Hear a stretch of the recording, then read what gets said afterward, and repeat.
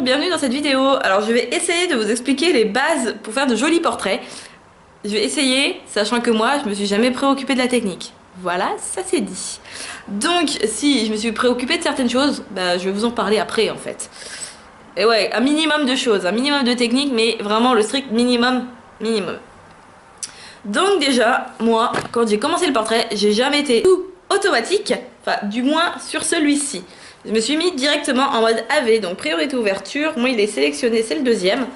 J'ai toujours utilisé le mode priorité ouverture jusqu'à très récemment où je me suis mise au mode manuel, mais je l'utilise pas franchement tout le temps. Le mode AV, il va vous permettre de gérer l'ouverture de votre appareil, enfin du diaphragme.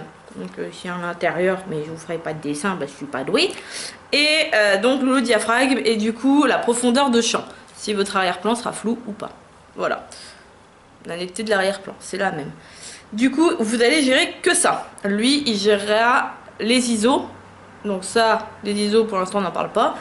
Il gérera la vitesse aussi de votre appareil. Parce qu'il y a la vitesse à gérer aussi, hein, selon ce que vous prenez en photo.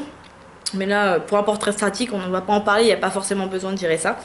Donc du coup, il va gérer l'ouverture. Alors, on va parler de l'ouverture après. Je vais juste revenir sur la notion d'exposition. Donc l'exposition, c'est... là, vous voyez, moi, je vais être surexposée parce que j'ai le soleil dans la gueule. Voilà, c'est la quantité de lumière qu'il y a sur la photo. 3 cas de figure. Soit elle est surexposée. Dans ce cas-là, ben, c'est pas bon. La photo, elle est pas bonne. Soit elle est sous-exposée, c'est pas bon non plus. Soit elle est correctement exposée, il n'y a pas trop de lumière, il n'y en a pas assez, tout va bien. Et là, la photo, elle est parfaite. Donc, avec le mode AV, vous n'aurez pas à la gérer. Par contre, vous avez un petit outil qui s'appelle la compensation d'exposition. Enfin, un petit outil, c'est pas un outil, hein, c'est un réglage qui se trouve là. Alors là, vu qu'il y a de la lumière, là, vous voyez un petit peu l'écran et tout ça.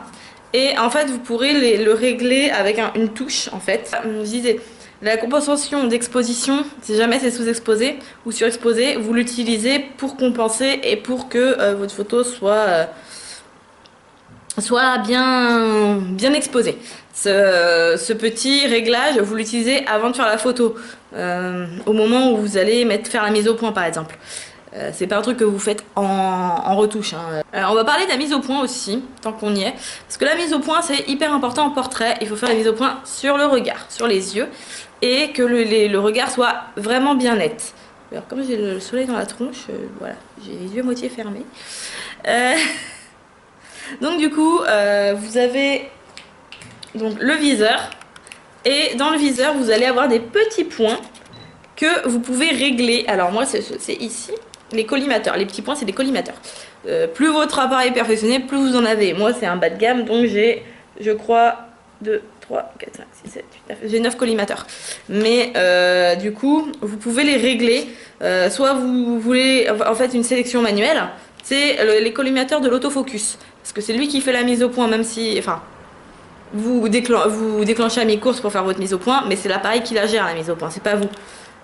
Du coup, moi je prends le collimateur central, toujours. C'est mon habitude, c'est comme ça. Mais en fonction d'où vous voulez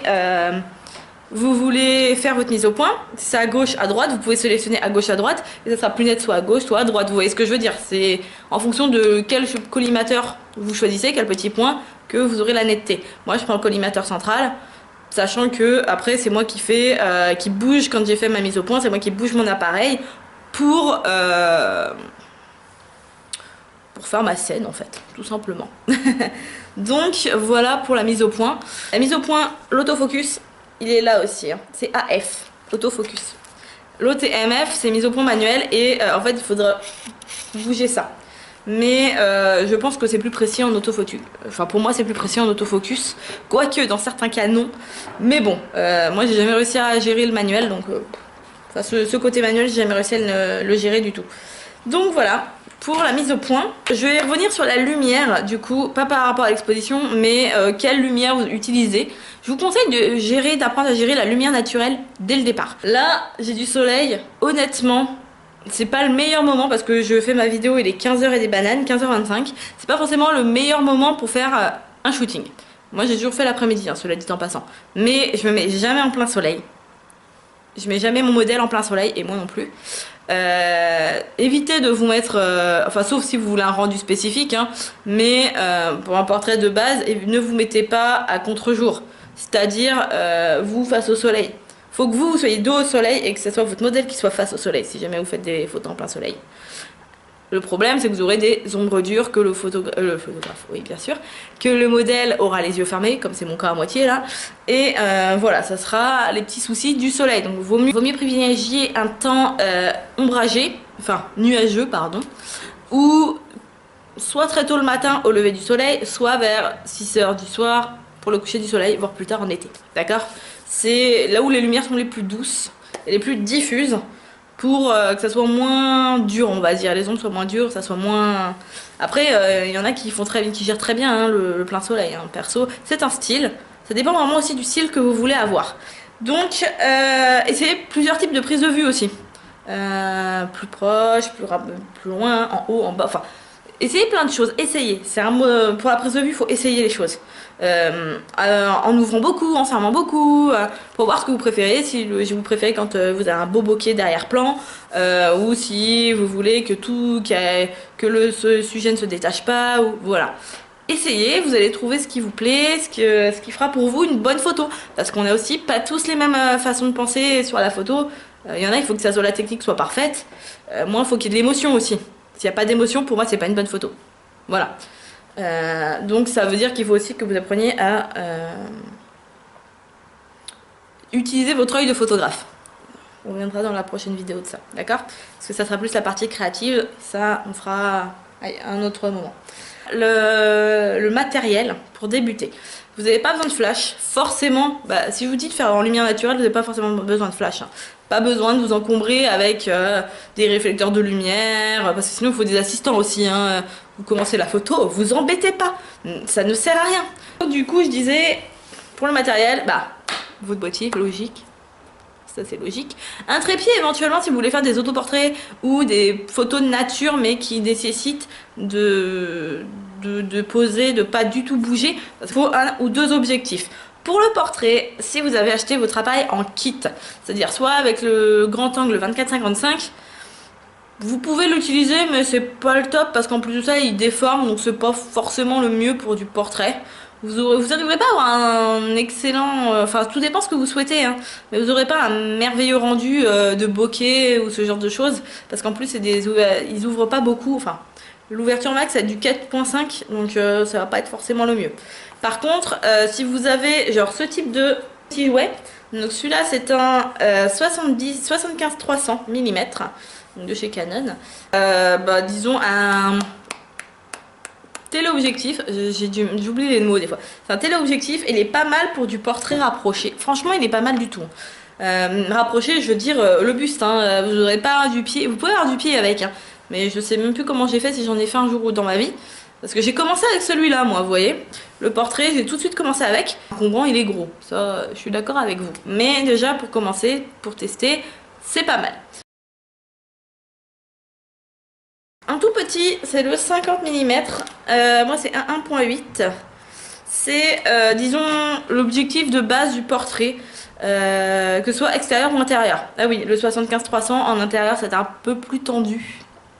Ça sera peut-être pas le meilleur objectif de l'univers. J'ai jamais testé moi en intérieur, mais je pense pas qu'il soit très bien. Par contre, de 50 1.8, ça passe crème. Après, vous serez peut-être obligé d'ouvrir en grand, mais pour que la lumière entre un maximum aussi dans le capteur et que vous ayez bien comme il faut votre photo. Le 50 est très bien pour du portrait de mode, du portrait fantasy. Et en plus, vous en avez entre 100 et 150 euros, ça dépend où vous l'achetez. Donc c'est pas méga cher pour un objectif. Par contre, il est quand même assez... déjà, il est pas stable, hein, c'est pas un objectif stabilisé. C'est le bas de gamme en fait. Et de deux, il est assez fragile. Voilà. Il tombe, il est mort. Voilà, j'en ai déjà fait les frais. Donc voilà, et du coup c'est deux objectifs pour commencer le portrait. Ce sont les deux objectifs pour commencer le portrait que je conseille. Il y en a d'autres sûrement que je n'ai pas testé et j'aimerais bien, mais bon, vous savez combien ça coûte, hein. Donc du coup, voilà pour commencer. Vous avez une ouverture optimale sur les appareils photo. C'est-à-dire, cette ouverture optimale permet d'avoir une netteté optimale de votre photo. Et c'est pas forcément la plus grande ouverture. Voilà. Parce qu'on me dit toujours, si tu veux un beau flou d'arrière-plan, il te faut une grande ouverture. Bah, je vais vous mettre une photo où il y a un flou d'arrière-plan qui est assez sympathique et qui n'est pas ouvert à fond. Et d'ailleurs, dans aucune de mes photos que j'ai fait cet après-midi en macro, c'est ouvert à fond. C'est à f4 et je trouve qu'à f4 j'ai pas mal de détails et je suis plutôt satisfaite. Faudrait que je teste d'autres trucs et qu'on fasse une petite comparaison, peut-être ça pourrait être cool.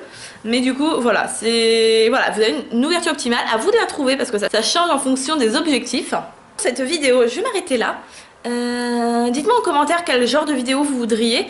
Bonne journée, ciao.